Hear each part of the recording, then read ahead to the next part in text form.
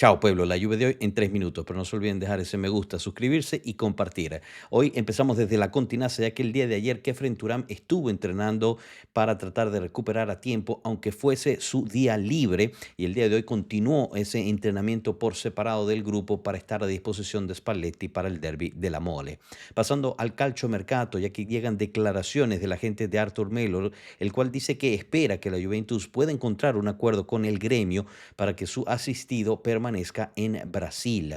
También aprendimos el día de hoy que el Atlético Madrid hará una oferta por Bernardo Silva muy parecida a la que le hizo la Juventus. La Juve, por su parte, tendrá una nueva conversación con Jorge Méndez, su agente, durante esta semana para tratar de llegar a un acuerdo por el jugador. También llegan información muy buena para la Juventus, ya que llegan nuevos fondos a causa de una disputa legal entre la liga y derechos televisivos.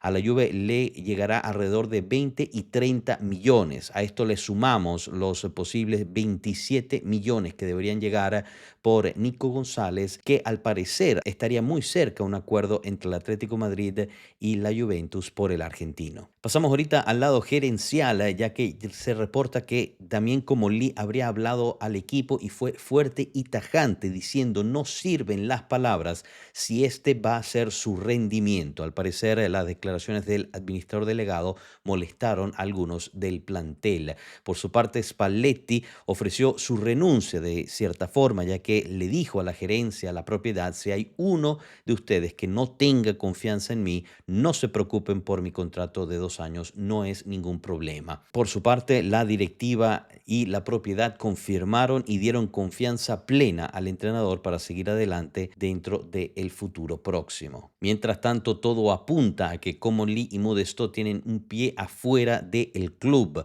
Varias reuniones que estaban agendadas con el administrador delegado fueron canceladas sin reagendarse. Y esto apuntaría a que Chiellini tendrá más poderes dentro de la Juventus y quizás podría decir que se estaría avanzando rápidamente su crecimiento interno dentro del club, con la esperanza de algún día probablemente verlo como presidente de la Juventus.